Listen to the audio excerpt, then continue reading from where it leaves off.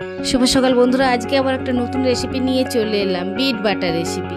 কি দেবো, প্রথমে বিটগুলোকে ছোট্ট ছোট করে কেটে ধুয়ে তাতে রসুন আর লঙ্কা দিয়ে ভালো করে পেস্ট করে কড়াই বসিয়ে দিলাম গ্যাসের উপরে। বসিয়ে গরম সরষের তেল দিয়ে দিলাম। সরষের তেল গরম হওয়ার পরে কালো জিরে আর রসুন ফোড়ন দিয়ে দিলাম।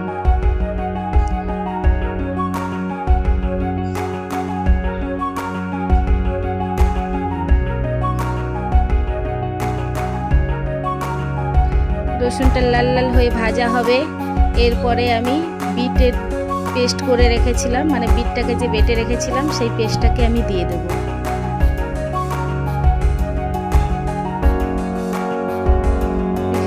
বিটটাকে দেওয়ার পরে বিটের যতক্ষণ না জল শুকায় ততক্ষণ পর্যন্ত আমি বিটটাকে নাড়বো। তার মধ্যে আমি স্বাদ অনুযায়ী লবণ দিয়ে দেব। যেহেতু বিট মিষ্টি থাকে তাই আমি মিষ্টি দেবো না, একটু ঝাল ঝাল মিষ্টি মিষ্টি খেতে খুব ভালো লাগে। আপনারা বাড়িতে বানিয়ে দেখতে পারেন, আমার তো খুব ভালো লাগে গরম গরম ভাতের সঙ্গে খেতে।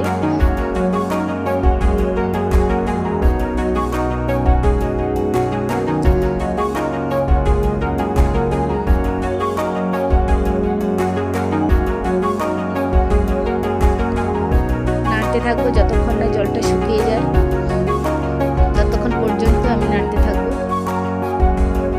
এরপরে নামানোর আগে একটুখানি বাটার দিয়ে ভালো করে নেড়ে চেড়ে বাটারটাকে মিশিয়ে নিয়ে একদমই শুকনো শুকনো করে নামিয়ে নেব।